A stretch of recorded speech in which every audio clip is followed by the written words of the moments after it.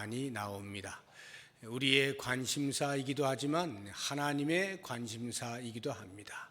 하나님께서는 당신의 백성들에게 복을 베풀어 주시기를 기뻐하시는 하나님이십니다. 많은 복에 대한 이야기가 있지만 오늘 이 시간에는 우리 시편 146편에서 시인이 고백하고 있는 복에 대해서 우리가 같이 한번 생각을 해보길 원합니다. 이 146편을 지은 시인은 사람을 의지하지 않고 하나님을 의지하는 것이 복이라 이렇게 고백을 하였습니다. 그래서 3절을 보게 되면 귀인들을 의지하지 말라고 되어 있습니다. 여기 귀인이라고 하는 것은 보통 사람은 아닌, 나름대로 사람들 사이에서 저 사람 정도면이라고 할 만한 그런 사람들을 가리켜서 귀인이라고 합니다. 그런데 그런 귀인을 의지하지 말라고 합니다. 한마디로 이야기하면 힘이 있는 자를 귀인이라고 하는데, 힘이 있다라고 하면 여러 방면의 힘들이 있을 수가 있겠죠. 권력을 가진 사람도 힘이 있는 것이고, 또는 지식에 있어서도 힘이 있는 자들이 있을 수가 있고요. 물질이 많아서 힘이 있는 자들이 있을 수도 있고, 또는 종교에 있어서도 힘을 가진 자들이 있을 수가 있습니다. 그런데 시인은 그러한 것들을 의지하지 말라고 합니다. 귀인들을 의지하지 말라는 것은 그들이 가지고 있는 힘, 그것을 의지하지 말라 하는 말과도 같은 의미일 것입니다. 3절 뒷부분을 보시게 되면 도울 힘이 없는 인생도 의지하지 말라라고 할 때 이 도울 힘이 없는 인생, 아무런 도움이 되지 못하는 사람을 누가 의지하겠습니까? 그런데 지금 이 이야기는 그런 도울 힘이 없는 사람들 이런 의미가 아니라 앞에 나와 있는 귀인을 가리켜서 도울 힘이 없는 인생이라고 말하고 있는 거예요. 중복해서 말하고 있는 거예요. 다시 말하면 우리가 생각할 때는 저 사람 정도면 힘이 있다, 저 사람 정도면 나를 도울 수 있겠다 싶은 그러한 사람들도 사실은 도울 힘이 없는 자들이다 라고 시인이 이야기를 하고 있는 거예요. 왜 그러냐 하면 모든 인생은 힘이 있어 보이나 없어 보이나 할 것 없이 다 유한한 존재들이다 라고 하는 것을 4절에서 이야기해 주고 있는 거예요. 그의 호흡이 끊어지면 흙으로 돌아가서 그날의 그의 생각이 소멸하는 존재에 불과하다는 것입니다. 그러니까 잠시 우리의 눈으로 볼 때는 저 사람 정도면 힘이 있겠다 싶어서 좀 의지를 해볼까 라고 생각할지 모르지만 사실은 그도 역시 유한한 존재이어서 궁극적 의존의 존재가 될 수는 없다. 궁극적으로 그들이 나를 도울 수는 없는 것이다 라는 것이 이 시인의 생각인 것입니다. 대신에 하나님을 의지해라는 것인데요. 5절에 야곱의 하나님을 자기의 도움으로 삼고 여호와 자기 하나님에게 자기의 소망을 두는 자, 그러한 사람이 곧 복이 있다라고 이야기합니다.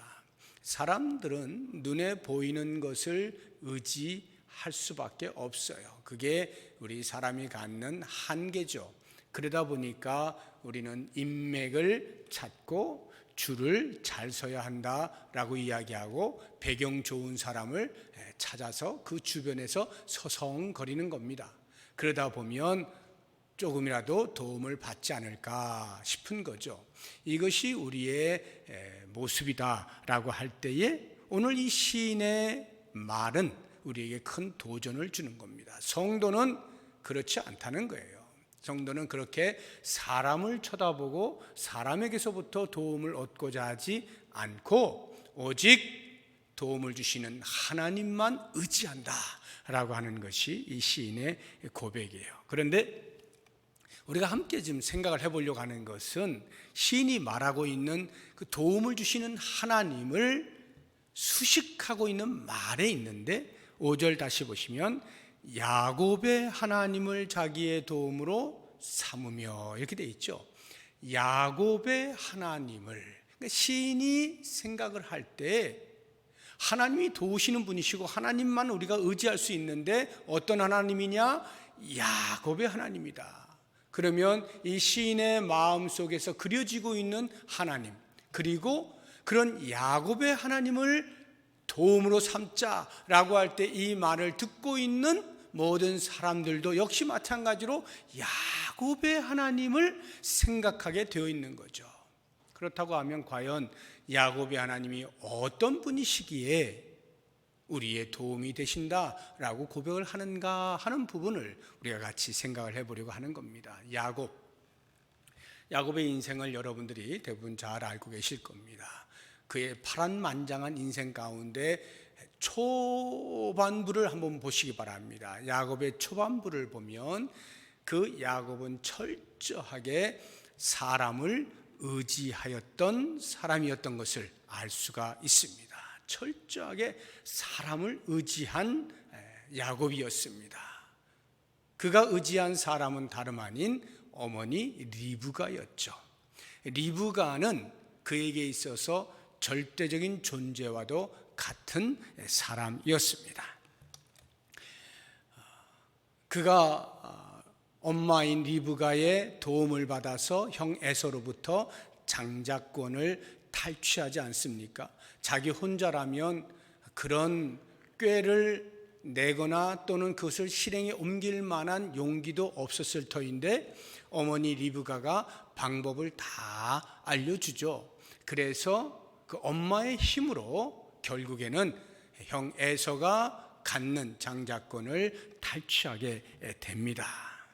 그러니까 적어도 그때까지만 해도 야곱의 생각 속에는 엄마만 내 옆에 있으면 나는 뭐든지 다 할 수 있다라는 생각을 했겠죠. 그러다가 형 에서에게 들키게 되잖아요. 그래서 이제 급박하게 도망을 가게 됩니다. 이 도망을 가는 것에 있어서도 야곱이 스스로 결정하지 아니하고 어머니 리브가가 도망을 가게 말을 해주죠. 너 지금 여기 있으면 아무래도 형한테 죽을 것 같다. 그러니 저기 하란에 있는 삼촌 라반의 집으로 잠시 피신해 있거라. 며칠만 가 있으면 형 에서가 누그러지는 대로, 화가 누그러지는 대로 내가 너를 다시 불러올게 라고 하면서 그 야곱을 피신을 시켜줍니다. 여기에서도 어머니 리브가의 역할은 절대적이죠. 그때에 이 리브가가 이제 야곱을 보내고자 할 때 그냥 보내버리면 아버지 이삭이 찾을 것이 뻔하니까 무엇인가 변명거리가 있어야만 되겠어요. 그래서 리브가가 생각해낸 것이 야곱의 아내를 찾고자 할 때 지금 여기에 있는 햇사람 가운데 찾아서야 되겠습니까? 그러니 우리가 삼촌 라반의 집에서 아내를 찾도록 그를 좀 보내주었으면 좋겠습니다 라고 꾀를 내는 것입니다. 실제로 그렇게 되긴 했습니다만 리브가의 목적은 그것이 아니라 피신시키는 것이 목적이었죠. 이러한 부분에 있어서도 야곱은 철저하게 리브가의 도움을 받게 됩니다. 이렇게 사람을 의존하고 있던 야곱에게 하나님께서는 그 인생에 찾아오셔서 개입을 하십니다. 야, 야곱아, 너가 의존할 자는 사람이 아니라 바로 나야 하고 하나님을 의존하는 존재로 바꾸어 주시기 위하여 개입을 하시게 되는데 그 개입하는 첫 증명이 아버지 이삭의 축복으로부터 나옵니다. 이삭이 리브가의 말을 듣고 자기 아들 야곱이 삼촌 라반의 집에서 배우자를 찾으러 떠난다라고 하는 그 말을 듣게 되었을 때에 야곱을 불러서 축복을 하는 거예요. 그 말을 그대로 듣는 거죠. 아, 진짜 지금 내 아들이 배우자를 찾으러 먼 길을 떠나는구나. 내가 축복을 해줘야 되겠다 라고 해서 빌어주는 그 내용을 보시게 되면 하나님이 드디어 야곱의 인생에 본격적으로 개입을 하신다 하는 것을 알게 됩니다. 우리 창세기 28장 3절과 4절 같이 한번 읽어보겠습니다. 전능하신 하나님이 내게 복을 주시어 내가 생육하고 번성하게 하여 내가 여러 족속을 이루게 하시고 아브라함에게 허락하신 복을 내게 주시되 너와 함께 내 자손에게도 주사 하나님이 아브라함에게 주신 땅 곧 내가 거류하는 땅을 내가 차지하게 하시기를 원하노라 해서 아버지 이삭이 야곱 그 먼 길을 떠나는 야곱에게 복을 비는데 하나님께서 너에게 복을 주셔서 마침내 하나님의 약속하신 땅으로 네가 돌아오게 될 것이다 라고 하는 이러한 축복을 비는 거예요. 이삭의 입을 통하여서 야곱이 그것을 듣게 되는 겁니다. 지금 야곱이 아버지로부터 이런 축복을 듣게 되었을 때 귀담아 들었을까요? 어떻습니까? 지금 형 에서가 죽이려고 자기를 찾고 있다고 하는 그 긴박한 상황 속에서 아버지가 그래 빨리 갔다 오너라 이렇게 하고 좀 보내줬으면 좋겠는데 뭘 앉혀놓고 또 설명하고 축복하고 할 때에 그게 귀에 들어오겠냐고요. 지금 빨리 일어나서 도망가야 되는데 잘 듣지 못했을 거예요.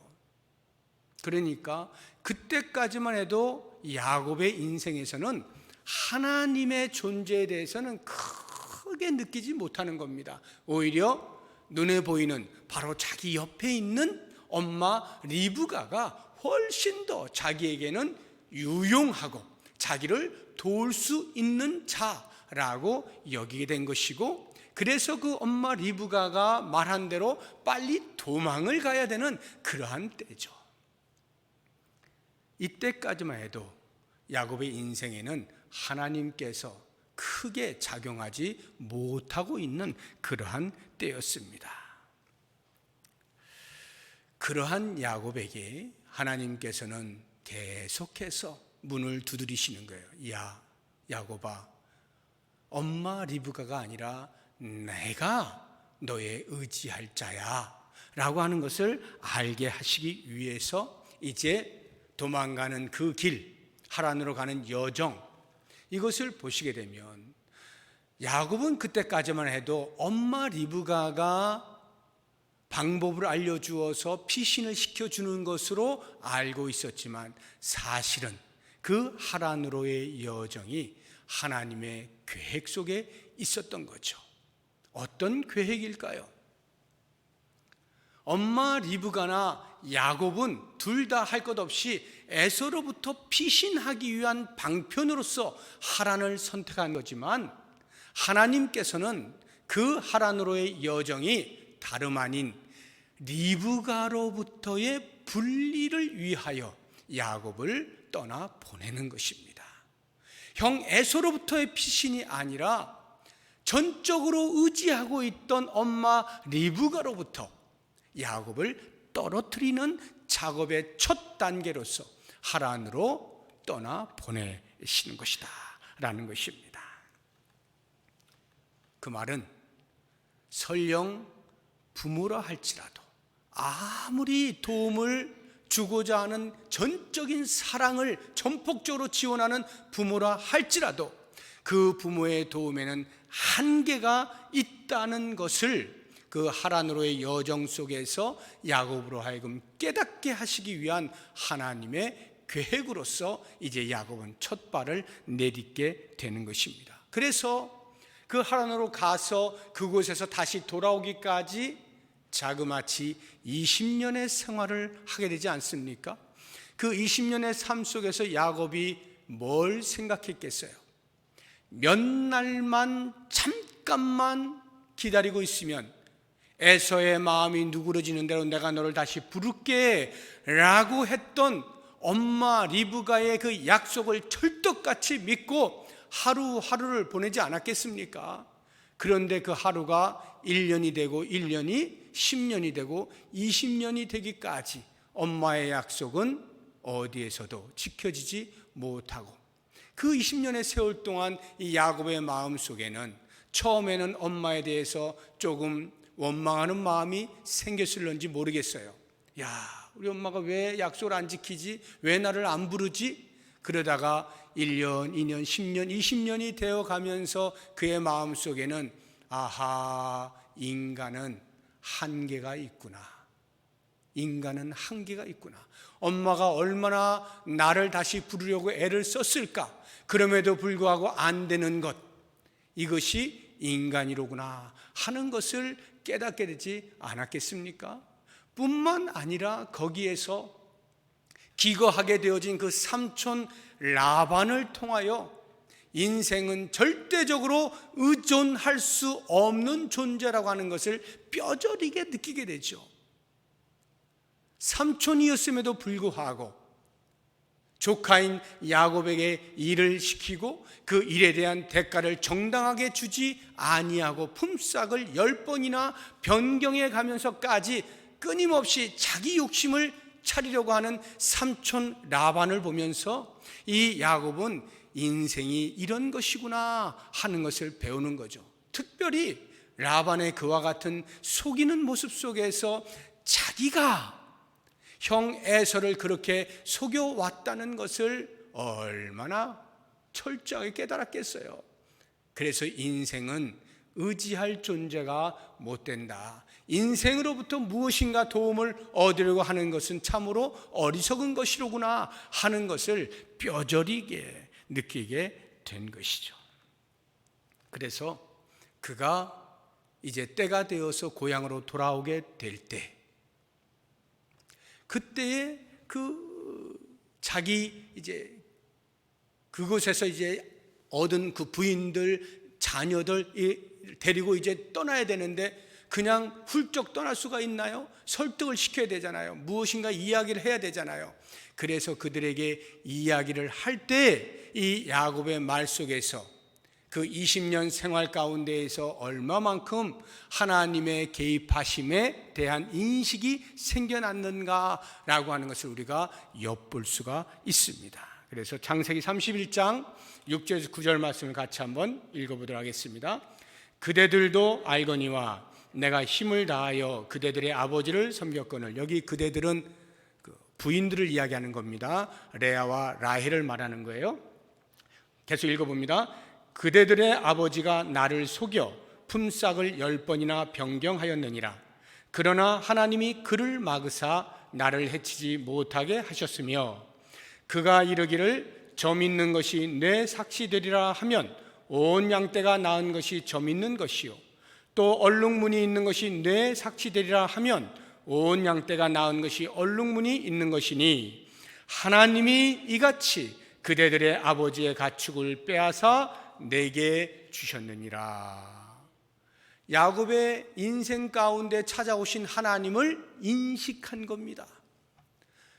그렇게 큰 부를 이루게 되어진 모든 이유가 하나님께서 그렇게 하셨다는 것을 깨닫게 되어지고 그렇게 고백을 하고 있는 거예요. 그러한 삶의 과정 속에서 야곱은 조금씩 하나님을 의존하는 마음이 점점 더 커져 나가지 않았겠습니까? 지금 우리는 이러한 야곱의 인생을 보면서 그렇게 거부가 되어진 그 상황, 그것이 역시 야곱이 하나님을 의지했더니 하나님이 복을 주셨구나 라고 생각하기 쉽지만, 사실은 그것보다 더 중요한 것은 그렇게 물질이 많아져서 복이 아니라 그러한 물질이 어디로부터 왔는가라고 하는 복의 근원이신 하나님을 인식하게 되었다는 것, 이것이야말로 야곱에게선 진짜 복이 되는 것이죠. 야곱이 그 사실을 깨닫게 된 거예요. 그래서 그의 말년으로 갈수록 점점 그러한 그 하나님을 인식하는, 하나님을 의존하는 그 성숙미가 점점 깊어지게 되거든요. 그래서 그 땅에 기근이 생겼을 때에 그 아들들이 전부 애굽에 가서 이제 쌀을 얻으러 가지 않습니까?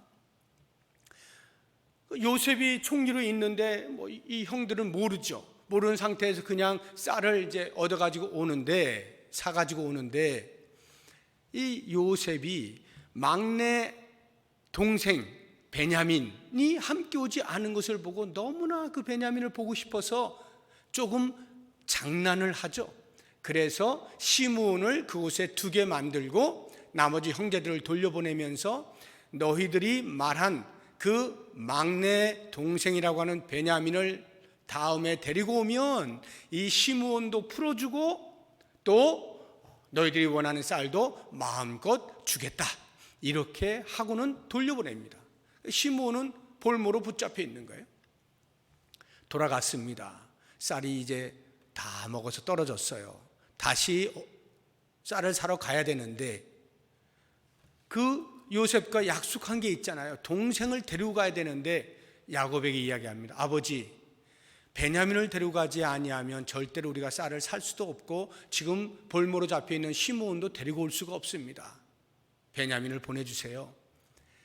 야곱이 거절을 합니다. 야, 내가 요셉도 잃어서 이렇게 슬픔 가운데 살고 있는데 베냐민마저 만약에 잃어버린다면 내가 무슨 낙으로 사느냐 하고는 거절을 해요.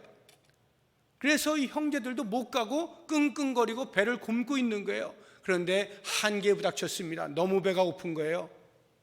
다시 이야기합니다. 아버지, 제발 좀 보내주세요. 내가 책임질게요 하고 루벤이 이야기하고 유다가 이야기합니다. 만약에 내가 베냐민을 다시 데리고 오지 못하면 내 목숨을 걸겠습니다. 이래가지고 설득해가지고 결국에는 야곱이 체념하듯이 그래 데리고 가라 이렇게 하거든요. 그 장면을 우리가 한번 보도록 하겠습니다.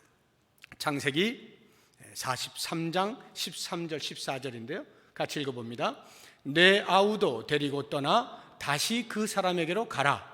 전능하신 하나님께서 그 사람 앞에서 너희에게 은혜를 베푸사 그 사람으로 너희 다른 형제와 베냐민을 돌려보내게 하시기를 원하노라. 내가 자식을 잃게 되면 이르리로다. 여기 자식은 지금 베냐민을 말하는 거예요. 베냐민만큼 내가 못 잃겠다. 왜냐하면 내 사랑하는 라헬에게서 난 자식인데 요셉이 없어졌는데 베냐민마저 없어지면 어떻게 하느냐 해서 이 베냐민을 꼭 붙잡으려고 했던 것인데 어쩔 수 없이 보내야만 되니까 내가 이 자식을 잃으면 이르리로다. 이런 표현이 우리가 이렇게 얼핏 보면 아, 야곱이 이제 드디어 체념을 했구나, 포기했구나, 어쩔 수 없다, 굶어 죽을 수는 없으니 어쩔 수 없네, 이렇게 표현한 것처럼 보이지만 사실은 그것이 아니라 그의 하나님을 의지하는 신앙의 깊이가 아주 깊어져서 그 성숙미가 농익어가지고 전능하신 하나님이 모든 것을 책임지신다. 만약에 베냐민을 돌려보내지 아니하신다면 그것조차도 하나님의 뜻으로 알겠다라고 하는 고백입니다. 이러한 고백은 그의 삶을 통하여서 하나님이 어떤 분이신가에 대한 경험이 없이는 결코 할 수 없는 거예요. 철저하게 도우시는 하나님을 순간순간 계속 경험하게 되면서 마지막으로 이렇게 고백하고 있는 모습입니다. 실제로 하나님께서는 야곱의 인생 가운데 야곱에 있어서 위기라고 여겨질 때마다 어김없이 나타나셔서 그에게 말씀을 하시곤 했어요. 그가 처음 쫓겨나서 하란으로 가는 그 여정 속에 베델이라고 하는 곳에서 하나님이 만나주시지 않습니까? 그리고는 내가 너를 반드시 이곳을 다시 돌아올 수 있도록 해주마. 내가 너를 끝까지 지켜주고 내가 너와 함께 하겠다 라고 하는 약속의 말씀 주시지 않습니까? 한 번도 가본 적이 없는 하란이라고 하는 그 쫓겨나는 심정 속에 있는 야곱과 만나주시는 하나님을 경험하는 것을 시작으로 해서 그가 다시 돌아올 때에도 역시 만나주시죠. 돌아올 때는 에서가 있잖아요. 형 에서에 대한 두려움이 있지 않습니까? 그러니까 다 식구들을 조금씩 나누어서 다 먼저 보낸 다음에 자기 혼자 야복강가 나루에서 다 이렇게 있는데 하나님이 만나주시잖아요. 그리고는 그의 이름을 이스라엘로 바꾸어주시지 않습니까? 두려워 떨 때에 하나님이 만나주시는 거예요. 그리고는 에서를 만나서 부둥켜 안고 즐거워하다가 형님 먼저 가 계세요. 제가 잠시 후에 따라가겠습니다 하고는 그가 어디로 갑니까? 세겜으로 가잖아요. 세겜으로. 세겜에 정착을 하고 사는데 거기에서 딸 디나가 그만 강간을 당하죠. 그러면서 그거에 분노해가지고 그의 오빠들인 레위와 시므온이 가서 전부 할례를 받게 한 다음에 다 죽이지 않습니까? 이 일로 인하여서 그 세겜 주변에 있던 사람들이 전부 연합해가지고 이 야곱의 일가족들을 죽이려고 몰려드는 거예요. 이때 야곱이 위기를 느끼는 거죠. 이야, 이제 우리는 다 죽었다. 그리고는 그 아들들은 막 뭐라고 하죠. 너희들이 어찌하여 우리를 다 죽이려고 하느냐. 그때 하나님이 또 나타나시잖아요. 그리고는 야곱아, 베델로 올라가라, 베델로 올라가라 하면서 야곱을 담대하게 해주죠. 그래서 거기서 야곱이 모든 우상들 다 버리고 베델로 올라가지 않습니까? 그런 하나님께서 이 야곱에게 다시 한 번 더 나타나시는데 요셉이 자기를 밝히고 아버지를 데리고 오라 해가지고 그 소식을 형들이 와가지고 아버지한테 이야기했을 때 이 야곱이 기절을 하려고 그러잖아요. 요셉이 살아있다는 것과 그 요셉을 만나야 된다는 기쁨에 갑니다. 그런데 우리는 그것만 생각하지 그 뒤에 숨어져 있는 야곱의 그 불안함과 두려움에 대한 것은 잘 생각을 못해요. 야곱이 얼마만큼 애굽으로 가는 것이 두려웠을까요? 하나님께서 아브라함과 이삭, 자기의 조부와 자기의 아버지에게 약속하셨던 그 가나안 땅을 버려두고 애굽이라고 하는, 비록 자기의 아들 요셉이 있기는 하지만, 그래서 그 요셉을 보고 싶은 마음이 간절하지만 그럼에도 불구하고 하나님과 맺은 언약을 어겨야 되는, 가나안 땅을 떠나야 되는, 이것은 보통 일이 아닌 거예요. 그러니까 얼마나 마음에 큰 부담감을 가지고 가족들을 전부 다 이끌고 지금 가야 되는데, 그러한 불안함 속에 하나님이 다시 나타나시죠. 그리고는 그에게 힘을 불어넣어 주신다, 이렇게 말씀하십니다. 우리 같이 한번 찾아보겠습니다. 창세기 46장 3절 4절 같이 읽어봅니다. 하나님이 이르시되 나는 하나님이라, 내 아버지의 하나님이니 애굽으로 내려가기를 두려워하지 말라. 내가 거기서 너로 큰 민족을 이루게 하리라. 내가 너와 함께 애굽으로 내려가겠고 반드시 너를 인도하여 다시 올라올 것이며 요셉이 그의 손으로 내 눈을 감기리라 하셨더라.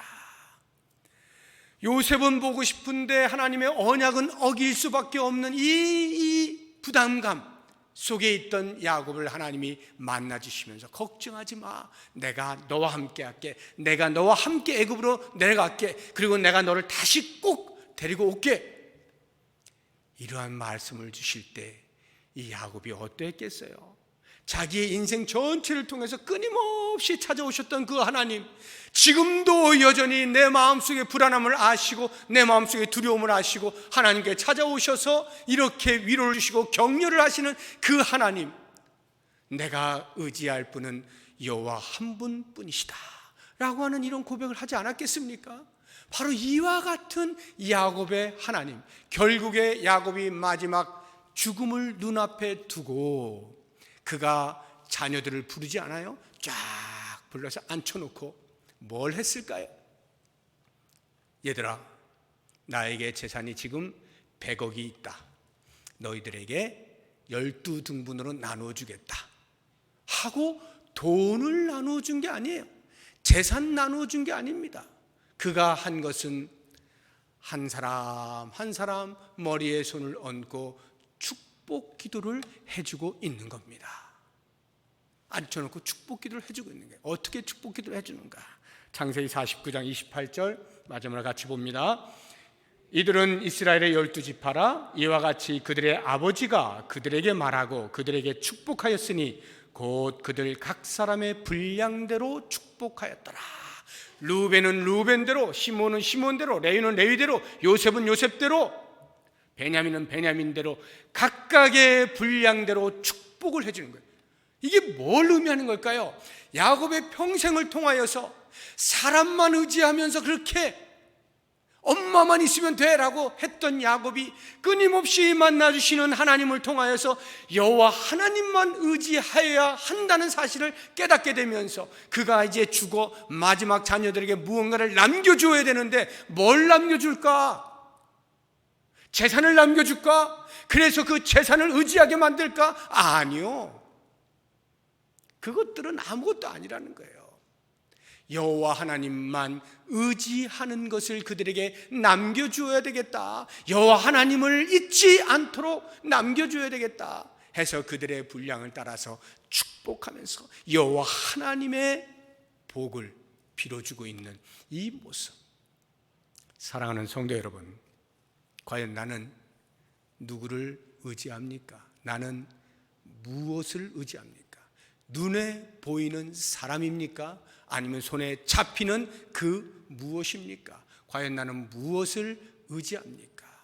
우리도 모르는 사이에 눈에 보이는 것으로만 위로를 받으려고 하는 그러한 습성이 있어요. 이게 인간의 약함이에요. 이러할 때에 야곱의 하나님의 도우심을 보자는 거예요.